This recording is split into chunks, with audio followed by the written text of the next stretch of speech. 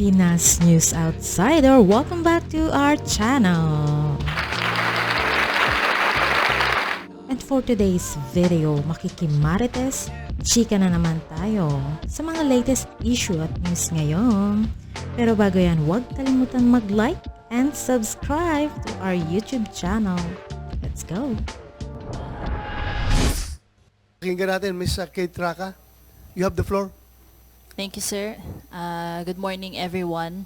I was here also for the previous Senate hearing, and I think ngayon na nandito na Sir Agpawa, it's better to share what actually happened. So, I was a student of UP Diliman from 2014 to 2019. I believe we've met, sir. And, yun pa lang eh. Sige, I was recruited as early as 2014 by Alay Sining, UP Diliman. Connected talaga siya. As in, Alay Sining, UP Diliman chapter. And, you know who recruited me? Kate, Alay Sining? Alay Sining, UP Diliman. Recognized organization at the time ng UP. Okay. And actually, yung nag-recruit sa akin ay member ng College of Education Student Council. And that was Kevin Castro. I think meron na kayong idea kung ano to. PUP. If you know what happened to Kevin, he died in an encounter sa Polillo, Quezon around 2018. So, these aren't allegations kasi I myself graduated from UP 2019, joined the NPA right after my graduation because the recruitment happened within UP grounds. How did it happen? Ang nagre-recruit sa amin is members ng student council. And they use venues sa loob ng UP to conduct underground organizations using the name of student council, at the time recognized organization Anak Bayan, Alay Sining, no. We use these university venues, the halls of UP, no, to conduct underground activities. I remember one time member ng student council ang nagpa-reserve para magkaroon ng cultural night ang Kabataang Makabayan, which is illegal. No, it's an NDF organization operating underground. And you know what we did within UP grounds? No, as KM Cultural Night, we collected support from students na ipapadala namin sa NPAs. And that's happening, no, inside the universities. And you know, these aren't allegations because I was there. And how do these organizations remain to be recognized? I don't know at present, no, if recognized pa tong mga organizations na to. I think before nung nasa UP ako, nagkaroon ng issues na hindi ma-recognize yung mga frats na involved sa violence. Pero what about these organizations, no, na inciting violence? I remember way back, no, Anak Bayan and LFS conducted pagpupugay. I don't know if you know that. But they were very proud, no, na maraming mga estudyante ang namamatay as NPA, na they were proud na alumni nila yon, no. So sa PUP talagang may recruitment ng NPA. Ayan. Only name a few. I think student ng UP si Len Dumanais na namatay bilang NPA sa Abra. Student ng UPLB si Rona Jane Manalo, na kasamahan kong NPA sa Palawan. Namatay siya sa encounter, nabuhay ako. Magkasama kami sa encounter na yon. Sino pa ba? JC Alberto ng UPLB. And I know them because we all previously worked as student council. I was then counselor of College of Education Student Council. Raul Manuel was chairperson of College of Arts and Sciences, UP Visayas. And sino pa ba? Kevin Castro, chairperson namin. There are lots of students, no, members of student council who eventually joined the NPA. And that's not cut off na after nila mag-UP saka sila nag-NPA. No, they were recruited while we were inside. No, and how did this happen? Kasi nga, these organizations are doing this, no, within UP grounds. No? Some of them recognized, at that time recognized ang Alay Sining UP Diliman. Kaya nakakagamit kami ng mga venues ng UP na kapag apply kami ng permit for activities within UP. And what I don't know if alam to ng mga professors or what, pero we conduct educational discussions na ang nilalaman is armed revolution. No? And it's not just the theory lang hindi siya theory lang ng armed revolution. Now what we are being taught inside the universities is armed revolution currently launched by CPP-NPA is correct. Activity yan ng anak bayan, ng Alay Sining within the universities. They just use the name. Ano nga yan? Anak bayan, tsaka Alay Sining. So mga yan NPA yung mga yan. Kate, may we know kung yung activity na yun, sanction yun ng school? Yes. They allowed open discussion, pero they don't really pag nagpunta ka talaga doon, the title of the activity is Philippine Society and Revolution. So, kung sige, di-discuss lang siguro nila yung history, blah, blah, blah. Pero in the end of that, yung May history talaga to May si Rizal Badyo. MKLRP yan Maikling kurso sa lipunan at Rebolusyong Pilipino. And what is the conclusion of that is you have to agree na you support armed revolution launched by the CPP-NPA. No? That's part of indoctrination in our doon nagsimula yung recruitment ko. Kasi if you agree to that, in my case, when I was a freshman, I attended this educational discussion called Maikling Kurso sa Lipunan at Rebolusyong Pilipino. And I showed parang agree, or I think at that time, open-minded ako na parang, I think what they're doing is right. Kasi what they're telling me is, it's needed, it's necessary. After that, apparently, assessment pala yun, na if a student, I was then 16 years old, 2014, if I showed at the slightest hint na agree ako sa armed struggle being launched by the NPA is, nasa pool of recruitment na ako for underground. A month after, I was recruited into Kabataang Makabayan. 6 months after, I was recruited into the Communist Party of the Philippines. And by 2018, I already joined immersion into NPA camp sa NPA Lucio de Guzman Command sa Mindoro. When you were recruited sa CPP, estudyante ka pa noon? Yes. Doon I sa was loob ng UP yes. Diliman? Yes, sir. Sino nag-recruit sa'yo? Kevin Castro. Kevin Castro. He was a spokesperson of the National Youth. Andyan pa ba siya? Andyan pa ngayon? Patay na, sir. He Patay na. died as an NPA in Polillo Island, Quezon. Okay. Please continue. So, yun. I think marami akong naging, after ko ma-recruit, kapag ka kasi ang isang estudyante is from this organization, na Alay Sining. Diba itong school na to, pag pumasok ka dito, dapat talino mo, no? Ba't ganun?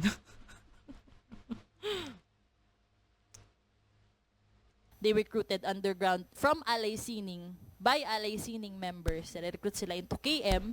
Kasi si Kevin, Alay Sining siya nun. Parehas kaming Alay Sining.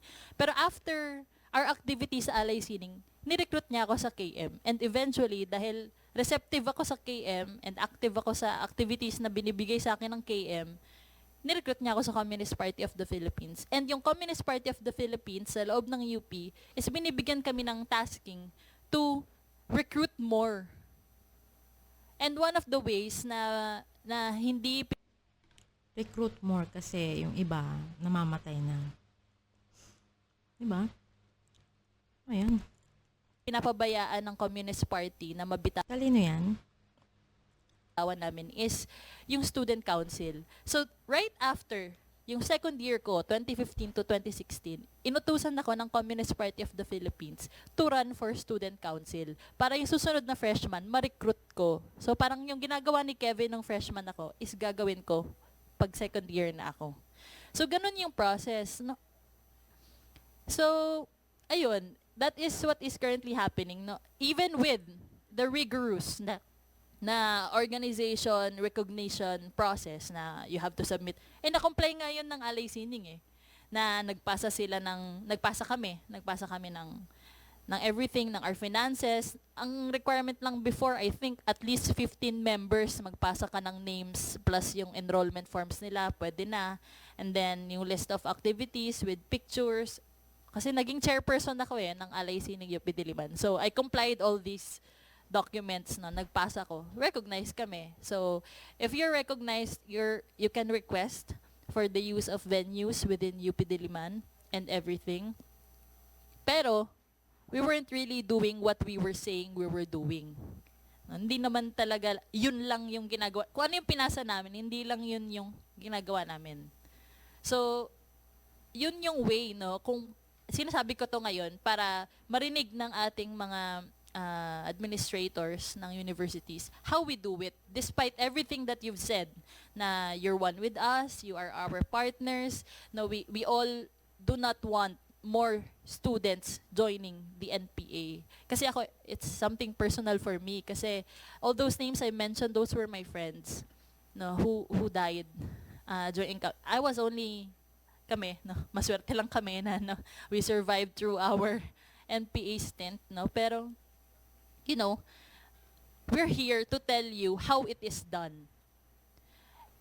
So we can work together to actually, you know, if we can't really stop it, then at least, you know, make it difficult for them to recruit our students into the armed movement. Kasi you can say that these are allegations, but it's true.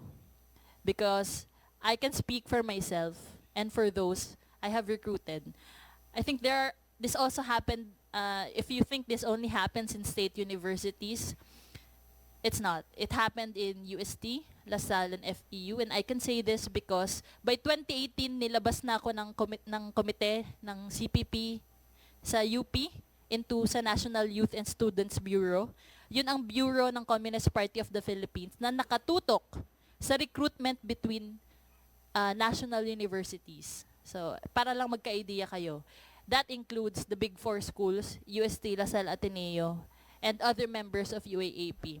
So, naput ako sa Indoctrination Bureau, so yung ED Bureau ng NYSB, o National Youth and Students Bureau ng CPP, and pinag-supervise ako ng indoctrination for UST, LaSalle, and FEU. Ang tatalino, grabe.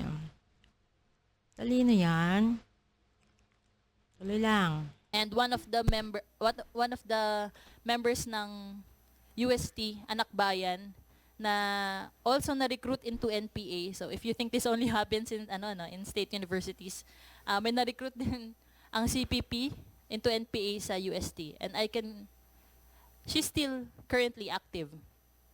NPA sa Northern Samar, Irish Rodriguez. I don't think identified na siya kasi nung nakita ko yung mga wanted posters dun sa kumalat na NPA ako recruitment video ng Northern Samar, unidentified pa si Irish Pero siya yung short-haired girl doon. And I recognize her kasi nakatrabaho ko siya nung indoctrination ako ng NYSB sa UST. So, yun. I'm here to tell you how it happened. How they persist even with all these rigorous processes for organizations to exist in UP. And I'm here to, kung pwede ngang nahihirapan nga yung mga fraternities na mag-apply sa organization recognition, gawa ng meron silang issue ng hazing. Bakit kaya pa rin ma-recognize ng Anak Bayan given na yung activities nila is very proud sila na yung alumni nila ay namamatay as NPA. And that's public knowledge. Hindi naman yan mahirap i-research. Search na lang yung Facebook page nila at nagpo-post sila doon ng mga pagpupugay kay Kevin Castro dahil namatay siyang NPA. Eh, terrorist organization na nga NPA eh. And they're proud na yung members nila ay napupunta doon. Isn't that enough para hindi sila i-recognize? I don't know how I can help you as UP administrators, but here I am telling you how it happened para I think ma-understand. Thank you, Kate. Any response, Professor Agpawa? Agpawa? Power. Kulang lang na isang A. Yeah, it's misspelled. But Okay. yes, Senator, those points were duly noted, and we'll look into these. I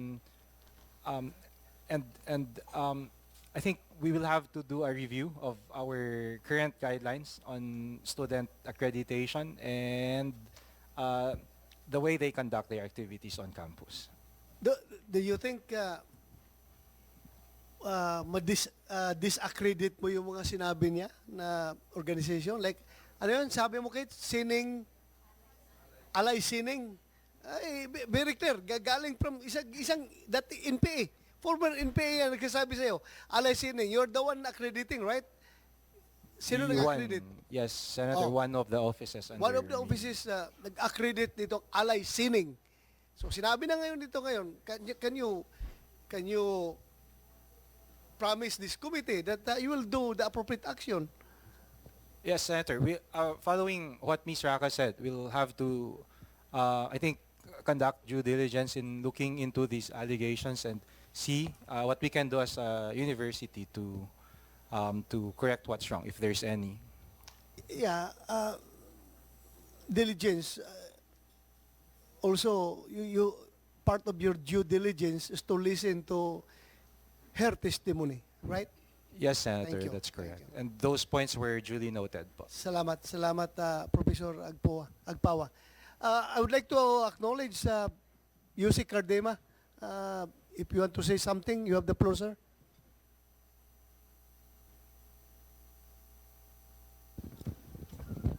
Thank you, sir. Thank Go you for ahead, the permission, sir, because I need to leave by 12. I need to attend the graduation in Cavite. Regarding the National Youth Commission, our mandate is to enjoin the Filipino youth towards nation building. Ang ibang pangalan ng NYC law is Youth and Nation Building Act. Kaya kung makikita nyo yung batas namin at mandato namin sa NYC, talagang kailangan namin yayain yung mga kabataang Pilipino na mag-participate sa government programs or mag-create ng activities para makatulong sila sa taong bayan. For example, ito, principles of the NYC law, promotion and protection of the physical, moral, spiritual, intellectual well-being of the Filipino youth. Inculcation in the youth of patriotism and nationalism, encouragement of youth involvement in character building and nation building. Sa tingin ko, hindi lang bilang National Youth Commission Chairman, bilang isang dating UP Diliman, ROTC Corps Commander, ang aking asawa, doon ko rin nakilala sa UP, ang aking kapatid, doon rin galing sa UP. Ang problema, ang pagkakamali, minsan natotolerate natin. Minsan, pag binabanatan yung mga NPA na napatay na galing UP o PUP, minsan doon sa mga forum natin sa UP, minsan parang lalabas pa, defend UP or something about school spirit. It is not regarding school spirit. It is not regarding the achievements of the university. For example, pag kausap ko sina Raul Manuel sa Kabataan Party List, sinasabi ko, yung mga advocacies nyo sa Kabataan Pilipino, marami dyan, sinusuportahan ko rin. Marami dyan nakakatulong sa bayan. Pero pag may napapatay kayong miyembro na NPA at hindi kayo nagsasalita, dun nawawalan ng significance yung ibang achievements ninyo dahil sa hindi nyo pagkondena, dun nyo na-tolerate yung ibang miyembro nyo mag-NPA. We cannot say na Ang dami namin nagawa para sa bansa. Ang dami naming advocacy para sa bansa. Pero pag meron tayong mag-aaral, meron tayong miyembro, meron tayong alumni na napapatay bilang terorista, we cannot cover it up na ang dami namin nagawa sa bansa, kaya yan, isolated case. Siguro pag isa kang school na meron kang napatay na NPA na miyembro, baka isolated case isang miyembro. O sabi mo na 3. Pero kung 10, 20, 50, 100 alumnus ninyo o miyembro ng inyong organisasyon ay napatay bilang teroristang NPA, merong something na problema na hindi natin tinututukan doon. Ang masabi ko sa inyo, dito sa 6 na taong ko sa National Youth Commission, nakita natin, nagtulong-tulong ang buong gobyerno mula 89 guerrilla fronts, 7 na lang ngayon. Ibig sabihin, effective yung NTF-ELCAC, yung pagtutulungan ng iba't ibang ahensya ng gobyerno. Ngayon, wala ka nang lalaban ng mga balangay, pulutong ng NPA kasi naubos na talaga sila. Marami ring matatandang NPA, sumuko na. So, saan tumututok ang NPA ngayon? Sa pag-recruit sa mga kabataang Pilipino at sa mga estudyante to replenish their ranks. For example, recently, na-convict si Congresswoman Franz Castro ng ACT Teachers Party List na nagdadala ng kabataan sa NPA area. Hindi ako yung nagsabi na NPA area yung pinagdadalahan. Yun mismo sa RTC decision nakalagay, dinadala yung kabataan in the middle of the night sa NPA area, endangering their lives. Doon na lang, mag-iisip tayo. Wala naman sigurong ganun kabobo dito sa hearing na to sa Senado. Puro matatalino pinapadala dito. Saan ka nakakita na 2 kongresista, hating gabi, nasa bundok, anong ginagawa nila doon? May kasamang bata sa NPA area. Pwede nating i-exaggerate. May freedom of travel, may freedom of speech and everything. Anong ginagawa ng 2 kongresista nagdadala ng bata sa kabundukan na merong NPA in the middle of the night? Kaya nagtaka yung RTC doon, kaya nila kinonvict for endangering the lives of the Filipino youth. Pangalawa, yung kina Raul Manuel, pag-usapang NPA na, nahihirapan na rin siya makipagdebate. Kasi hindi niya kinokondena. For example, tong Akbayan, sa 6 na taon, kinokondena ako na Akbayan. Pero hindi namin sila kinokondena. Bakit? Wala naman nanggagaling na NPA sa kanila eh. It is a political stand. Baka kaalyado sila ng previous administrations. They are attacking the appointees of the new administration. Okay lang yon. That is part of the government and the government discussions. Mga policies ng gobyerno. Walang nag-NPA mula doon sa Akbayan eh. Kahit banatan kami ng banatan, kahit pag-resignan kami, okay lang, we understand their stand, their policies, advocacies. Pero yung sa Kabataan Party List, kaya ko sabihin diretso eh, Kabataan Party List eh, meron kayong miyembro na napapatay bilang NPA eh, hindi nyo kinokondena. Kung kinokondena nyo, baka mag-stand kami kasama ninyo sa pagkondena ninyo. Eh, hindi nyo kinokondena eh.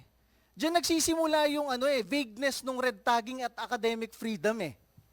'Di ba? Pag hindi mo kinokondena, it is bordering to toleration. 'Di ba?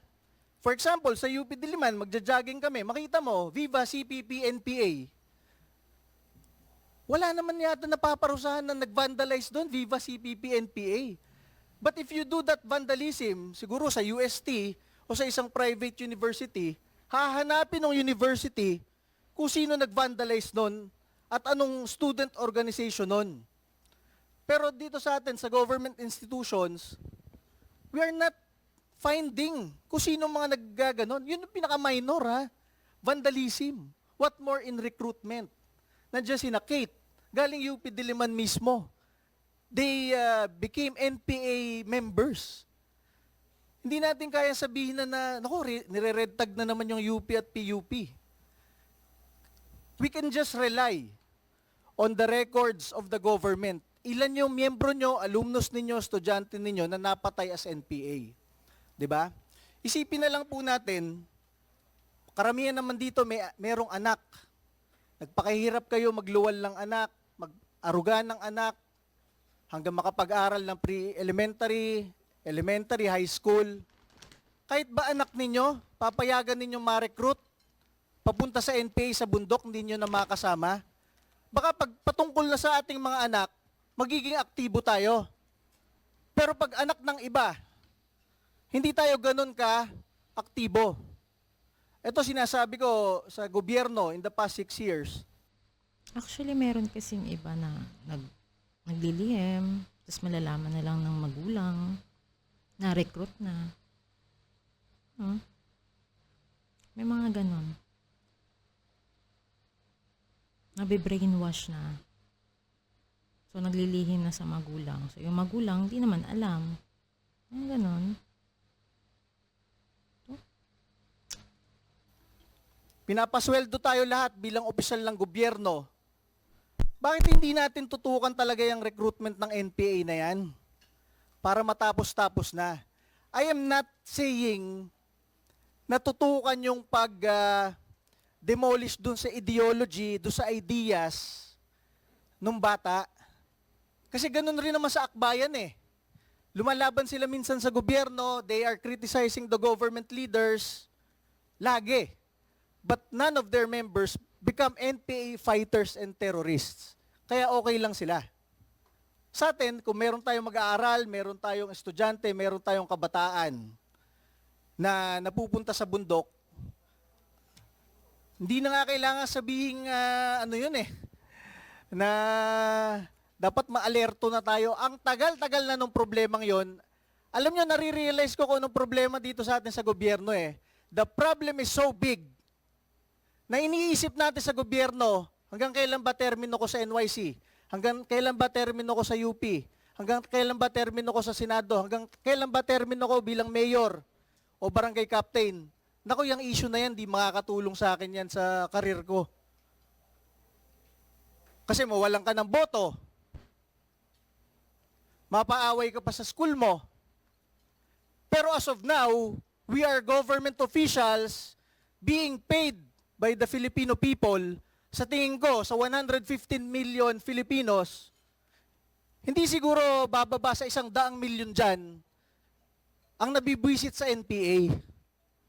Nanununog ng cell sites na nakaka-disrupt sa mga signals nila, nanununog ng mga truck at equipment ng construction, nangingikil sa mga businessmen, entrepreneur. At isipin na lang ninyo, pinapatay nila yung mga pulis, sundalo at kapwa Pilipino. Yung mga pulis at sundalo natin, marami doon mahihirap lang rin na nag-apply at naglilingkod sa ating bansa. Iniisip ko nga dyan gusto ko rin itanong yan ba't pag namamatay yung pulis at sundalo, wala tayong masyadong sinasabi. Hirap na yung pamilya ng pulis at sundalo kumuha ng benefits, napatay yung anak nila ng NPA. Pero pag merong napatay na NPA, syempre lalabas na dyan lahat ng grupo. Dating member ng karapatan and everything, democratic, ganito yan. Sinasabi ko, inuulit ko ngayon, the only reason kung bakit lumalala yung red tagging na yan is because tinotolerate natin yung vagueness ng mga termino, academic freedom. Okay lang pag-aralan lahat ng ideologies at ideas.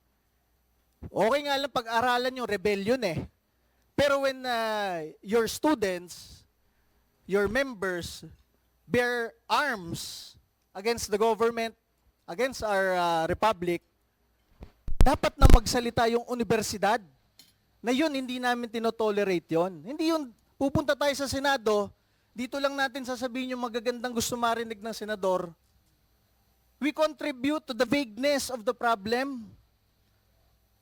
Kung si Raul Manuel, kinokondena niya yung members na napapataya sa NPA, tapos ang usapan. He is not tolerating. If UP and PUP condemn alumni members who become NPA or students who become NPA, tapos ang problema.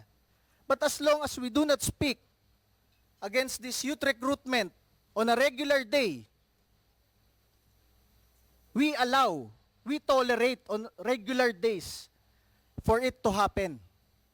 Siyempre dito, pagharap natin sa senador, gusto natin na makaalis na dito, mabigay sa senador kung anong gusto niya marinig. Ganun rin pag budget hearing. Pero sinasabi ko sa inyo, lahat tayo dito, marami dito, pinapasweldo ng taong bayan at ng gobyerno. At habang nandito tayo, mandato natin ipatupad ang batas na dalhin ng mga kabataang Pilipino towards nation building, create productive activities for the Filipino youth. Ito, last na sir. Dito kasi sa sinasabi natin dito, enjoin the Filipino youth to become nationalistic and patriotic. Who will say kung ano yung sense of patriotism? Kasi naging LFS ako sa UP Los Baños eh.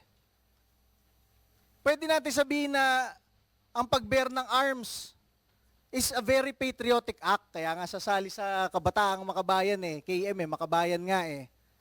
Who will tell those students that those activities are not really nationalistic, patriotic, and contributory to nation building? Magulang? Paaralan? Ako sinasabi ko na ngayon, dapat merong mag-draw the line do sa mga activities ng mga mag-aaral. Hindi dun sa ideas, kahit dun na lang sa pagkondena. Ang tanong ko, kinokondena ba ng mga paaralan, yung mga alumni na nag-NPA? And lastly, bakit sa lahat ng state colleges and universities, bakit meron tayong D&D accord with UP and PUP? Alam nyo, ito nakaka-contribute dyan eh. Bawal pumasok yung government troops sa UP o sa PUP.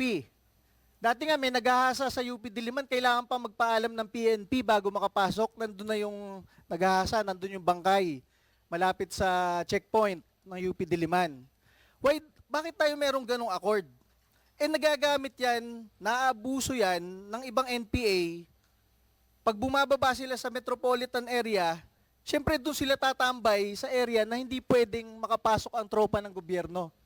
How come na meron tayong government-funded institutions na bawal protektahan at i-secure ng tropa ng government? 'Di ba? Yun lang po ang sinasabi ko. And yun po, madami ako masabi dyan. Kaya lang for the past 6 years, talagang pagod na ako dito sa issue na ito. At tinuturo na nga ng mga dating rebelde, nagaling rin sila dito sa school natin, ayaw pa natin talagang tutukan kung sino yung nagre-recruit dun mismo sa campuses natin. Yun lang po. Thank you, Ayusi Cardema. Indeed, it is really true. A problem cannot be solved if you do not recognize that as a problem. So, yun.